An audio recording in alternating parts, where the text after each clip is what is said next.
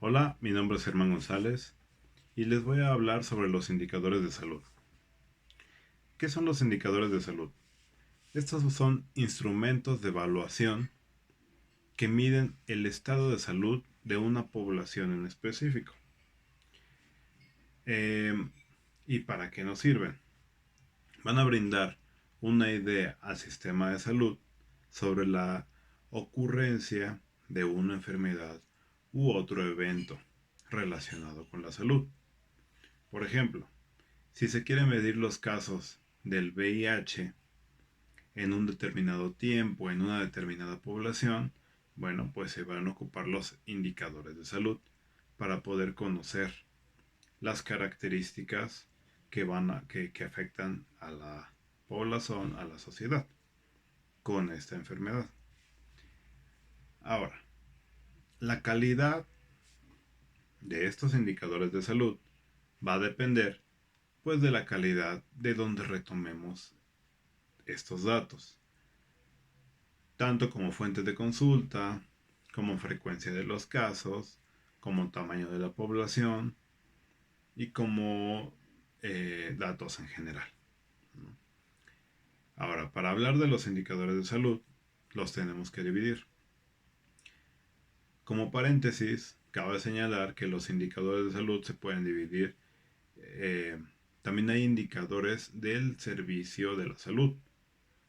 Los indicadores de servicios de salud se dividen en tres, que van a ser estructura, proceso y resultados. La estructura, pues habla en general del servicio a nivel marco, como pueden ser, por ejemplo, los recursos que otorga el Estado hacia el sistema de salud. Los indicadores del servicio de salud en cuestión de proceso habla de la calidad del servicio en cuanto a actividades, las actividades que se realizan mientras se brinda la atención al paciente, desde que ingresa hasta que sale. Y, y en cuestión de resultados, pues el nivel de éxito obtenido o alcanzado con el paciente, ¿no? Es decir, si se ha conseguido lo que se pretendía con las actividades realizadas durante el proceso de atención. Ahora, para esta actividad vamos a hablar en específico de los indicadores de salud, tanto básicos como conjugados. También los vamos a dividir en dos. Los indicadores de salud básicos van a ser las cifras con relación a los temas de salud poblacional, con el común denominador que va a ser la población o algún subgrupo. Por ejemplo, para poderlo mencionar mejor, vamos a hablar de la natalidad. Estos indicadores de salud básicos, primero, se dividen en natalidad, mortalidad, tanto infantil como materna, morbilidad y la mortalidad en general. La natalidad pues no es más que el número de nacimientos vivos en un lugar determinado. Eso es la natalidad. La mortalidad va a ser, la mortalidad infantil primero, va a ser el número de defunciones en menores de un año. Y la mortalidad materna va a ser el número de muertes o defunciones en mujeres durante el embarazo o durante el parto. Eh, Después, la morbilidad. ¿Qué es la morbilidad? La morbilidad va a ser el número de casos de una enfermedad en particular. Por ejemplo, vamos a hablar sobre, sobre unos datos que nos da la revista The Global Burden of Disease. Esta revista nos indica que en el 2004 hace el estudio y las 10 primeras enfermedades o lesiones en morbilidad, el número 5, por ejemplo, es el VIH o SIDA. Dentro de las 10 primeras, en el número 5 se encuentra esta. Y hace una proyección para el 2030. Esta enfermedad del VIH se va hasta el número 9. O sea, del 5 se pasa al 9. ¿Qué pasa aquí? ¿O qué nos está diciendo esto? Que la morbilidad cambia. Y todos los casos, bueno, todos los factores de los que estamos hablando cambian constantemente. Por eso es que se hacen estudios continuos o se hacen estudios continuamente para seguir determinando este tipo de factores o este tipo de indicadores, porque no nos podemos encasillar solamente en un dato. Ese es un ejemplo de morbilidad, ¿no? Ahora, la mortalidad en general, bueno, pues habla justamente de el número de muertes por todas las causas, de cualquier tipo de sexo, eh, de toda la población en general, pero siempre con un valor determinado, con una variable determinada, ya sea lugar o población. Y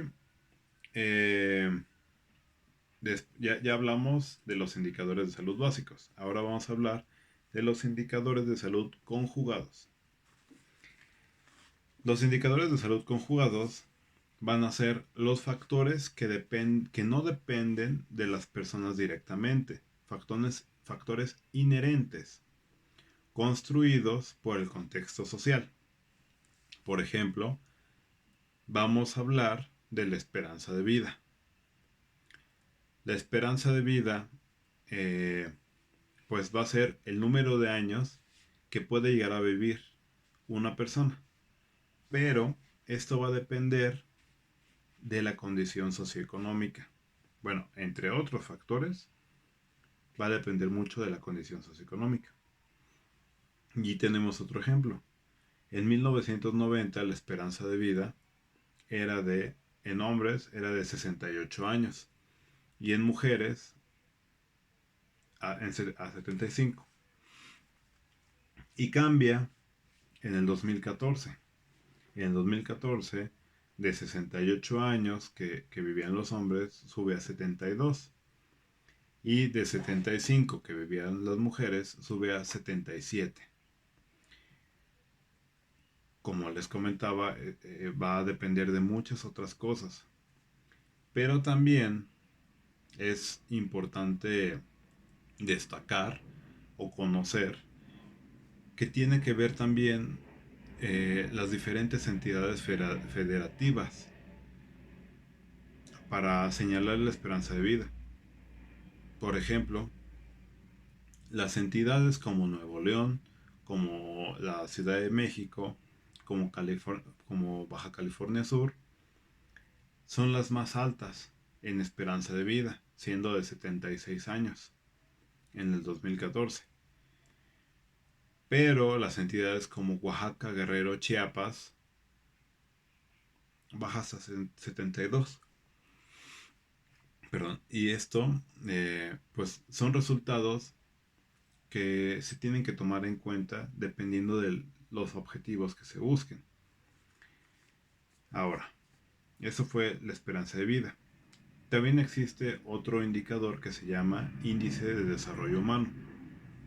El índice de desarrollo humano va a ser la evaluación de máximos logros, avances de salud, avances en educación, en ingresos.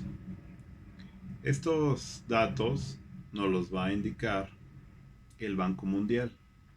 ¿Y para qué queremos este tipo de datos? Bueno, pues va a buscar reducir las vulnerabilidades de la población. La secretaría encargada de realizar este tipo de estudios en México es Edesol. Y también nos muestra diferentes gráficas, entre ellas, bueno, el índice del desarrollo humano según entidad federativa.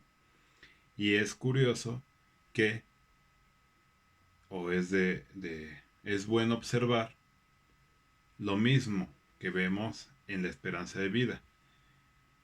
Chiapas, Guerrero y Oaxaca son entidades federativas de poco o de bajo desarrollo humano. En contraparte vemos a Sonora, a Nuevo León y la Ciudad de México, que tenemos muy alto desarrollo humano. Entonces, pues yo creo que algo tiene que ver el desarrollo humano con la esperanza de vida.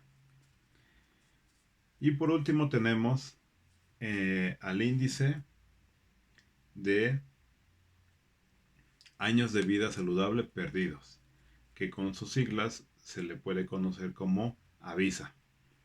Los AVISA se refieren a indicadores que permiten evaluar los años reducidos de una persona provocado por las diferentes enfermedades que padece una sociedad. Bueno, muertes prematuras, como puede ser por, pues, algunas enfermedades como diabetes, hipertensión o algunos accidentes. Los avisa, buscan ese tipo de indicadores para evaluar los años reducidos de una persona. Y bueno, pues estos son los indicadores de salud. Personalmente creo que son muy importantes, que van muy de la mano con la estadística. ¿Y por qué importantes? Porque sin este tipo de indicadores, pues no se podría trabajar en la salud pública.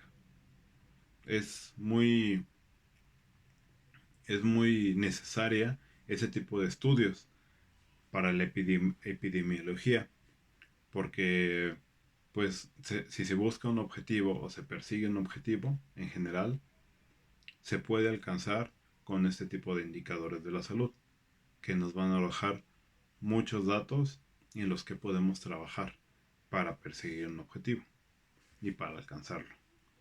Bueno, pues muchas gracias y eso es todo.